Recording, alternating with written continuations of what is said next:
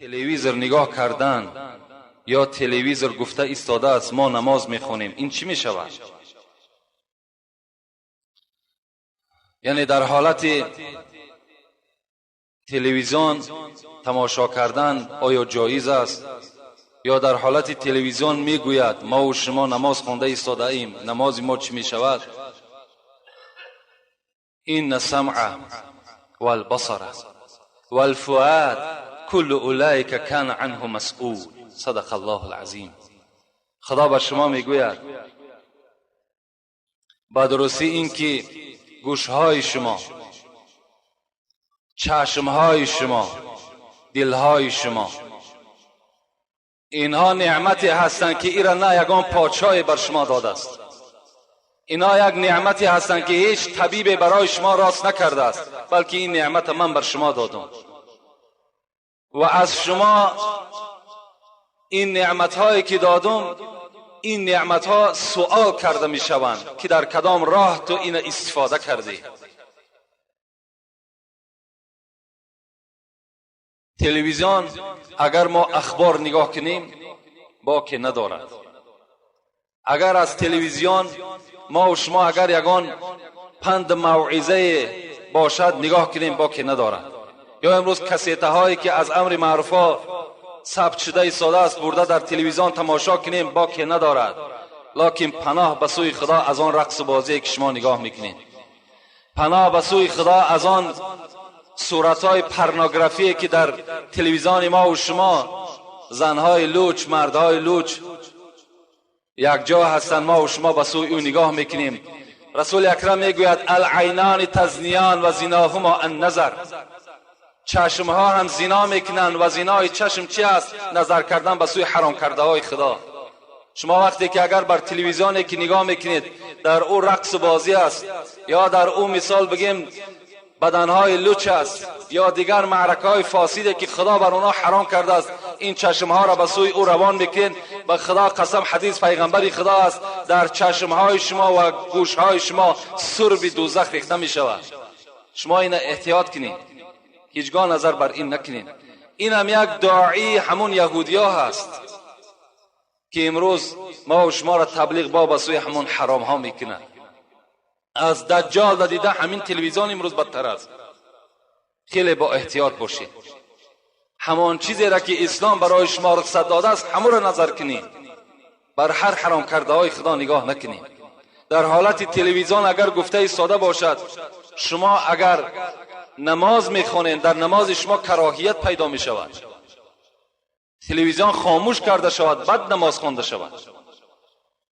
زبان آمده از بحر شکر و سپاس، به غیبت نگرداندش حق شناس.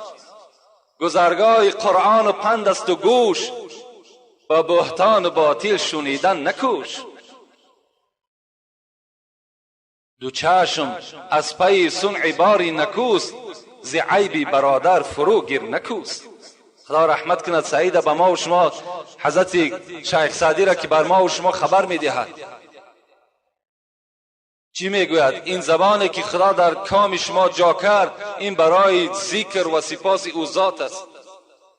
این گوشهایی که برای شما داده است که امروز در اکثر ماشین های ما و شما صدای نغمه های ناجایز است که ما با این گوش ها گوش میکنیم، شیخ سعدی میگوید که این برای شما جایز نیست.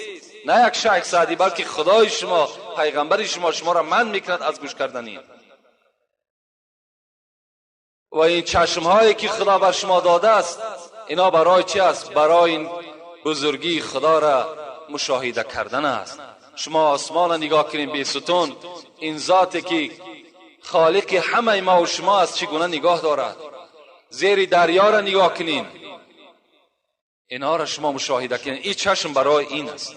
در مسجد ما یک نماز ملایمون نبود، مرا مجبور کردن که تو نمازت رو خوانده دی. من نمازشون خواندم و قوم به عذر خندیدند. آیا گناه های همونها در گردن من هستن یا نه؟ در آخر داملای عزیز خواهش دارم که دعا کنید که من خداوند گناه مرا ببخشد. یعنی اگر وقت کدامی از شما امام میشوین قوم میخندد نمیخندد، این بر ضرر امام نیست.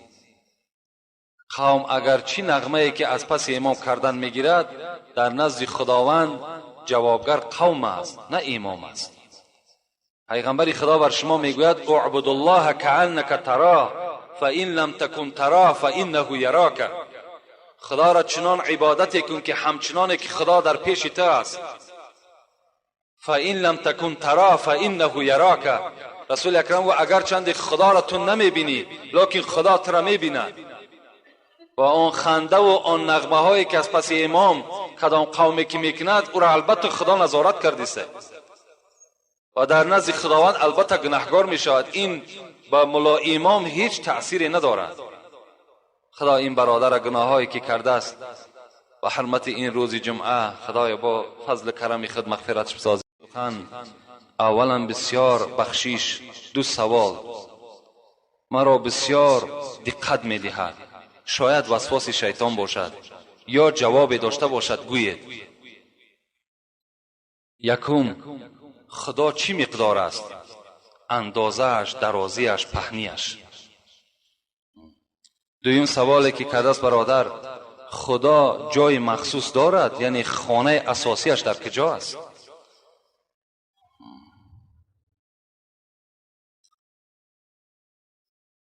یعنی برادر سوال کردن که همین اندازه خدا چند قدر است؟ خدا چی مقدار است؟ پهنیش، درازیش، کلانیش. و دویم سوالی که کردن آیا خداوند خانه مخصوص دارد یا نه؟ یعنی این دو سوال میگد مرا خیلی دقت میداد و حتی شاید که وسواس. یک روز میگد یک زنی بریتانیایی، بگیم زنی که از انگلیا هست، با همراهی شوهرش میگد به شهر یمن آمد. به شهر یمن آمد. در همین شهر یمن با یک داملای خیلی عالم کلان روپرو شد و از همین عالم همین سوال را کرد. همین زنی که همراه شوهر خود آمد همین سوال را کرد که ای عالم، ای دانشمند، من از تو یک سوال میکنم. اگر بر سوال من جواب بگویی هر آینه من بر دین شما ایمان میارم. گو هر سوالی که داری مرحمت. میگد این زنی که از بریتانیا آمده بود گفت همین خداوند طول اندازش چی مقدار است؟ این خدایی که شما در هر حالت مشکلاتی دست میبردارین از او ذات طلب میکنید چی مقدار است؟ این عالم گفت این مرد که در پهلوی تو هست کی است؟ گفت این شوهر من است. گفت شوهرت دوست میداری؟ گفت بله شوهر من دوست میدارم. گفت بر من خبر بده که چی مقدار دوستش میداری؟ اندازش بگو چند کیلومتر تو همین شوهرت دوست میداری؟ کیلومترش بر من معین کن. چند سانتی متر، چند کیلومتر همین شوهرت دوست میداری؟ این زن میگه در حیرت ماند. گفت این از قیاس بیرون است. گفت از عقل بیرون است. محبت شوهر ما چین کرده نمیشود. میگه این عالم گفت مادامی که محبت مخلوق خدا هست خودش، وقتی محبت تو گفت با عقل خود چین کرده نمیتانی، این ذاتی که خود میگوید لیس کمثله شیء و هو السمیع البصیر، اون ذات خودش میگه که مثل من نیست، مثل من نه در زمین نه در آسمان نیست. اونو چگونه من برای تو معین کنم که چه اندازه دارد؟ تو وقتی یک محبتی شوهرت بر من چین کرده گفته نمیتانی. این زن وقتی میگه این سخن شنید در تعجب ماند، بلند گفت لا اله الا الله محمد رسول الله. خدا یک و یگانه است، محمد بر حق است. در اصل یعنی یک مثال آوردن که همون زن یک تکان داد و آن زن چیکار کرد؟ عقل او را بیدار کرد که آخه این خدای هست که این حد ندارد، اندازه ندارد. بلکه چی؟ این دویم سوالی که این برادر کرده است، خدا را مکانش در کجا است؟ عقیده اهل سنت این است که خدا مکان ندارد. بلکه این من بر 4 مصرع شعری بر تو میگم که بابا افضل کاشانی میگوید: ای صاحب این مسئله راهنما، ای صاحب این مسئله راهنما،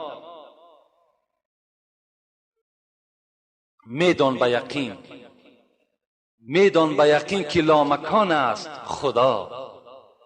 خواهی که تو را کشف شود این معنا. اول چی گفت حضرت؟ گفت خدا لامکان است، یعنی مکان ندارد. اگر بخواهی این که تو برای تو اثبات کنم که خدا لامکان است، خواهی که تو را کشف شود این معنا، جان در بدنت ببین کجا دارد جا. در همین بدن خود جان نگاه کن که در کجاست جان. تو جان مکانش نمیدانی. از این خاطر مادام جان که مکان ندارد، خدای تو هم مکان ندارد. در همه جا خدای تو موجود است. در بعض حدیث ها می آید که رسول الله را گفتن خدا در کجاست؟ رسول الله حواله کردن در دل بنده مؤمن است. در دل همه ما و شما مکان خدا هست. از این خاطر رسول الله چی گفتن؟ من حدم قلب المؤمن فقد حدم بیت الله. کسی که اگر دل یک بنده مؤمن آزار میدهد، همچنان است که خانه خدا را ویران کردگی است. از این خاطر خانه خدا در کجاست؟ در دل همه ما و شما است. السلام علیکم داملای عزیز، میبخشید یک جمعه در باره همسایه با همسایه چه حق دارد، همسایه بالای همسایه چه فضیلت دارد، ببخشید داملا خبر میداده. همسایه بالای همسایه، حدیث پیغمبر خدا که ما زال جبرائیل یوسینی بالجار حتی ظننت انه سیورثوه. این حدیث پیغمبر خدا هست که هرگاهی که جبرائیل نزد من می آمد، بر من چنان در حق همسایه گپ میزد که صحبت میکرد که گمان میبردم این که وقتی که اگر همسایه از دنیا بگذرد، همسایه هم حق بر است. یعنی اینقدر تأکید زیادی هست که حتی همسایه هم میراث بر است گفته در گمان من میگذر. از چی؟ از تأکید بسیار جبرائیل که با همسایه رفتاری نیکو کن. البته امروز شاید که همسایه داری ها در بسیاری جا رعایت نشود، لکن حدیث دوام پیغمبر خدا را من بر شما نویساندم. چی میگوید؟ میگوید حضرت ابو هریره گفته است رسول اکرم میگوید لا یؤمنو لا یؤمنو لا یؤمنو. پیغمبر میگه 3 بار گفتن ایمان ندارد، ایمان ندارد، ایمان ندارد. ابو هریره میگه گفتم رسول اکرم کی هست که ایمان ندارد؟ رسول الله چی گفتن؟ الذی لا یأمن جاره بوائقه. کسی که اگر همسایه او از او ایمن نباشد ایمان ندارد او کس. یعنی اگر همسایه‌ای که در پهلوی ما زندگی میکند، ما اگر با راحت نباشیم، یعنی دائم در تشویش باشیم، دائم در غم باشیم، بیرون از خاندان شویم، در خطر باشیم که شاید در خانه من یگان زیان یا ضرری میارد، اگر همچنان همسایه داشته باشیم، همون همسایه ایمانی بر خدا ندارد. همسایه باید در نبودن همسایه مثل خاندار چکار کند؟ خانه همسایه را پاسبانی کند. در حق همسایه هر جایی که میشه سخن نیک بگوید. امروز از همسایه داری ما و شما باور کن شرم انسان می آید. وقتی می آید یک کس خبر می دهد که برای دختری من افسقال آمد، لکن همسایه از راه گرداندش. گفتش کجا می رای؟ از دختری او را گرفتند، دختری مرا بگیر. بین آیا همین همسایه داری هست؟ برای یک پارچه زمین با یک دیگر سالها قهری میستیم. همه این در نتیجه چی هست؟ در نتیجه همسایه داری هایی که ما و شما از خدا و از قرآن و از حدیث که دور هستیم، از این خاطر نمیدانیم حق همسایه چگونه است. ابوذر میگوید رسول اکرم چی گفتند؟ اذا طبخت مرقه فاکثر ماءها و تعاهد جیرانک. میگه ابوذر به سوی من میگه پیغمبر گفت ای ابوذر، وقتی که در خاندان در دیگ شوربا را پرتافتی، فراموش نکن آبش را زیاد کن و از حال همسایه هم با خبر باش. آب شوربا را زیادتر کن تا که از همان شوربایی که خود استفاده میکنی همسایه را هم فراموش نکن. این نصیحت پیغمبر ما و شما هست. علیکم داملای عزیز، میگویند که در آب پیشاب کردن اوبال است، ولیکن در شهر نجاست های خود را به آب پیش میکنند. این چی میشود؟ به ما میفهموندید. البته این ضرورت است. امروز این سکسی هایی که مردم ما و شما زندگی میکند، البته این از سبب بی‌شرایطی هست، و الا تمام همون مردمی که در همون سکسی ها زندگی میکنن هیچ کدام همون باور که زندگی داخل همون را اختیار کردگی نیستند. اونها را میخواهند که در همین زمین جای داشته باشند، زندگی کنند، لکن دستی نارسا، شرایطی ناخوب اونها را مجبور کرده است که در همون خانه ها زندگی کنند. از این خاطر اون پیشاب است چیزی نباشد. وقتی که در آبم که می رود، امروز ضرورت ایره البته جایز گرداندگی هست، یعنی باکی ندارد. السلام علیکم حضرت حاجی میرزا مراد، از شما خواهش می السلام علیکم حضرت حاجی میرزا مراد، از شما خواهش می نمایم که این درخواست مرا اجرا نمایید.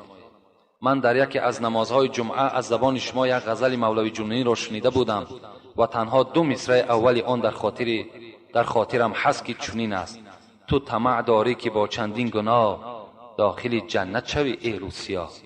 این غزل بر من خیلی پسند آمد و باز میخواهم این غزل را برای ما قرائت و تحلیل کرده دهید. با احترام، مخلص شما. این از مولوی جنون نیست، این از مولوی رومی هست. میگوید جد تو آدم بهشتش جای بود، یعنی حواله به سوی بابای ما و شما، پدر ما و شما حضرت آدم میگوید جد تو آدم بهشتش جای بود، قدسیان کردن بهر او سجود. وقتی که بابای تر میگد مولوی رومی داخل جنت کردن، تمام فرشته ها چیکار کردن؟ تا تمام فرشته ها سجده این حضرت آدم میکردن، در پیش پای این سجده میکردن. یک گناه ناکرده گفتندش تمام، مذنب برو بیرون خرام. وقتی این بابای ما و شما، این پدر ما و شما حضرت آدم، وقتی که یک گندمی را که خدا گفت بر اون نزدیک نشو نزدیک شد استفاده کرد، یعنی یک گندم وقتی که خورد، فرشته ها چی گفتند؟ گفتند ای آدم، گفتند ای فرزند آدم، جنت جای خطاکار نیست، جنت جای گناهگار نیست، مذنب برو بیرون خرام. تو مادامی که گناهگار شدی، این داخل جای ثوابکارها هست، بیرون شو از جنت. و خدا او را به سبب این یک گناه چیکار کرد؟ از جنت بیرونش کرد. در آخر حضرت مولوی رومی بر همون انسان‌هایی که گناهگار هستند، یک عمر بی نماز و بی توفیق هستند، لکن چی میگن؟ میگن همین دل انسان مسلمان باشد، ما را دلمان تازه است. برای همین دل تازه ها چی میگن؟ تو طمع داری که با چندین گناه داخل جنت شوی ای روسیا. تو هزارها گناه میکنی امروز، هزارها غلط میکنی، هزارها خطا را البته تو صادر میکنی، باز بزم این میخواهی که جای آدمایی که ثوابکار هستند، جای آدمایی که در دنیا زحمت کشیدن، مهنت کردن، جای اونها را تو صاحب شوی. نه، صاحب نمیشه. جنت جای خطاکار نیست. برای جنت داخل شدن مهنت دنیایی لازم است. الدنیا مزرع الاخره، پیغمبر گفت این دنیایی که شما زندگی دارین، این به منزله زمینی هست که در اینجا تخم پرتایین، تخم نیکی پرتایین تا که حاصل شد در جنت بردارین.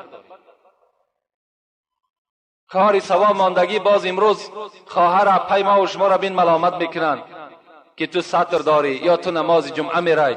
یک زن 50 ساله به توفیق دیگر از زمین دهم کریان است، میگوید وقتی زن اگر نماز یا مسجد کی رفت، دنیا ویران میشود.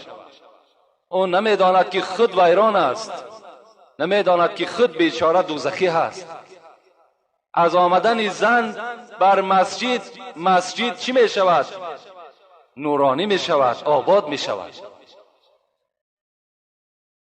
صدها سال شد این زنهای ما و شما بیچاره نشنیدن، سخن خدا را نشنیدن. از این خاطر مردها امروز هیچ قدری ندارن. مادرای ما و شما آمده نشینند، صحبتها را گوش کنند. شوهر چی قدر دارد، خسر چی قدر دارد، خوشدامن چی قدر دارد، زندگی باید چگونه باشد، عائله داری چگونه باشد، تربیه فرزند چگونه باشد. اینا را می آموزند. آیا همین غلط است؟ آیا از حساب آمدن زن چی جای جنایت است؟ هزارها نامعقول کرده است. همون عالم شم، همون عالمی که اگر همون عباره مختصر میگد میلش، لکن امروز جمعیت نظر کن، امروز شرایط نظر کنید. خواهر ما و شما همه جا می رود، مادر ما و شما همه جا می رود، تمام جایی که ناجایز است می رود. مسجد چی جای ناجایزی دارد؟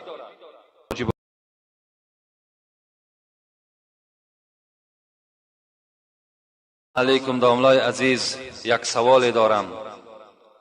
دست زنی حلالی خود را در کوچه داشته راه گردی گناه است؟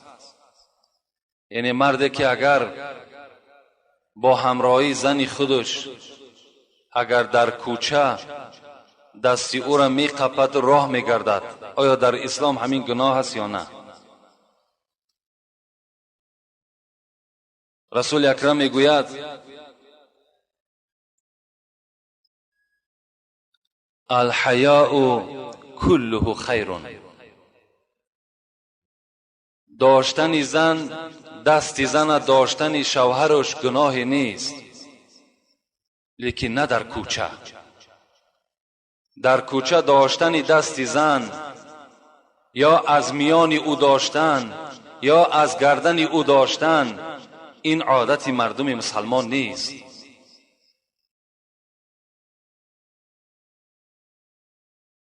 ما البته تشبیه به آن مردم کافر و مجوسی و یهودی که امروز این عادت دارند باید تشبیه به آنها نکنیم. رسول اکرم سخنش گوش کنین میگوید حیا کلش خیر است.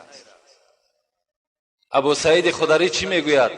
کان حیاء رسول الله صلی الله علیه و سلم اشد من العذراء، اشد حیاء من العذراء فی خدرها. رسول اکرم میگوید، ابو سعید خدری میگوید حیای پیغمبر تا چه اندازه بود؟ تا اندازه بود که یک عروسی که در زیر چادر است چقدر حیا دارد. روز اولی که عروس به خانه شوهر می آید به نهایت یک حیای کلان او را احاطه کردگی است. ابو سعید خدری میگوید رسول اکرم حیاش از اون زن دیده زیادتر بود. ما و شما البته پیشوای داریم، باید حیا را البته چیکار کنیم؟ پیشه خود و شعار خود بسازیم. اگر چی زن ما و شما است، در پهلوی ما و شما رفتن در یگان گناه نیست، شر نیست دست در گردن او، دست در دست او حواله کنیم ما و شما. خدا رحمت مغفرت کند. حضرت عمر رضی الله تعالی عنه دوره های خلافتش میگه وقتی در کوچه اگر زن با شوهر در پهلو یکدیگر میدید با دره میزد، میگو شما پهلو در پهلو ننشینین، زیرا این یک کسلی هست که در دیگر انسان ها تاثیر میکند. شما اگر زنی تو هست یا این شوهری تو هست در خانه در آمده در پهلو یکدیگر نشینید، در کوچه نه. امروز نشستن زن با مرد در کوچه ها چی یک تأثیری بدی رسانید که امروز نه اینکه یک دست در دست او، بلکه امروز جوانهایی که در نکاح حلال خود اون زنها نیست یکدیگر را آغوش میکنند، یکدیگر را مثال گردن او را در پیش بر خود میگذارد که در کوچه ها ما و شما آشکارا میبینیم. وای بر حال اونها. چی میشود در نزد خدا چی جواب میگفته باشد؟ قسم به خدا اگر در همون زمان جان او را خدا بگیرد ایمان در وجود او نیست. از این مسئله البته ما و شما دور باشیم. السلام علیکم داملای محترم، من یک خواهر مسلمان شما هستم. یک سوال دارم. من سطر میکنم، میگویند که تو به زندگیت منت را بسته ای، این چی میشود؟ یعنی امروز الحمدلله که خواهر و اپا و مادرای ما و شما روی مالها را طبق آیت کریمه میبندند. هزارها بار شکر. باور کن این یک خرسندی آور است، این یک باعث شکر هست که امروز زن ما و شما، خواهر ما و شما، اپای ما و شما روی مالش به گفت این زنی که به زندگی خود منش بسته است همچنان میبندد. این افتخار است. خدا در قرآن میگوید یا ایها النبی قل لازواجک و بناتک و نساء المؤمنین، ای محمد صلی الله علیه و سلم فراموش نکن که تو بنده من هستی. من بر تو امر میکنم که اولا بر دخترهای خودت، بعدا بر زنهای خودت. وقتی که دخترها و زنهای خودت که رعایت کردن، بعدا بر زنهای امتت خبر بده. چی خبر بده؟ یدنین علیهن من جلبیبهن ذلک ادنی یعرفن فلا یؤذین و کان الله غفورا رحیما. بر زنهای امتت خبر بده که بالای سرشان رویمال پرتایند و رویمال ها را چنان بندند که پیشهای بر و پسهای گردن اونها نتابد، بندهای دست اونها، بندهای پای اونها نتابد، تا که اونها در نزد من نجات میابند، تا که اونها شناخته شوند که اینها زنهای مسلمان هستند، تا که به اینها مردهای بی توفیق سخن بیهوده گفته نتانند. امروز بین این معجزه خداوندی است که وقتی زنی که ساتر داشته باشد، هیچ مرد فاسق به جانب او گپ پرتافته نمیتواند. لیکن هر چی که می شود از همون زنهایی که سر لوچند، گردنی لوچ هستند، پای لوچ هستند، همه بی تمیزی از جانب اونها هست. از این خاطر در این سخنها باید این خواهر ما و شما ملامت نشوند. اولین زنی که در اسلام قتل شد از پشت اسلام این مادر عماره بود، زن یاسیر. این مادر ما و شما امیه بود، برای اسلام ابو جهل به قتل رسانیدش. وقتی گفتش از اسلام بگرد، از اسلام نگشت. رسول اکرم به پیشش میگذشت، قوتی نداشت، میگفت مادر میگفت صبر کن، ان الله مع الصابرین، خدا همراه صابران است، صبر کن، خدا ترا مکافات جزیل میدهد. این مادر صبر کرد. روز میگد ابو جهل آمد نزدش، آمد و گفتش، سمیه گفت از ایمان محمدی بر بگرد. سمیه باشد نه، گفت من بر نمیگردم. من اون خدایی را که بر او عاشق شدم و این پیغمبری که بر او عاشق شدم، این عاشقی را تا جنت میبرم، من در دنیا ترک نمیکنم. ابو جهل میگه چند دشنامهای قبیح هم داد و نیزه را برداشت و در شرمگاه همین سمیه زد و سمیه از دنیا گذشت. اولین شهیدی که در اسلام شده است انا زن شدگی هست. از این خاطر هیچ زن ملامت امروز پیدا می شود، زنهای پیدا می شوند که میگویند که جمعه کجا میره، جمعه برای شما شرط نیست، حالان که هزارها نامعقول کرده است او عالم است، او داملا است، او کسی نباشد. امروز شما را ملامت میکنن برای سترتان، لیکن شما ملامت نشین، شما در نزد خدا مکافات میگیرین. شما هم جواب قبیح نسبت اونها جواب بگین. خدا رحمت کنه، مولوی را میگوید با ذکر حق کسی که کرد آهنگ، ز هر سو نوکری شیطان زند سنگ. با ذکر حق کسی که کرد آهنگ، ز هر سو نوکری شیطان زند سنگ. ز هر سو می جکد سگ بر سری راه، نظر بر سگ مکن رو سوی الله. هزاران کاروان رفتند دو دو، هنوز این کلب ها دارند او او. خدا رحمت کند مولوی را. این کلب ها گفته سگا را میگن. همون زنهایی که شما را ملامت میکنن، همون مردهایی که شما را ملامت میکنن، به خدا قسم از سگ دم پستر هستند. سگ هم در نزد خدا قدر دارد، اون از سگ دیده پستر است. شما به ملامت هم نشین، غمگین هم نشین. این راهی که شما گرفتین راهی راست است، راهی درست است، راهی جنت است. تلویزیون نگاه کردن یا تلویزیون گفته ایستاد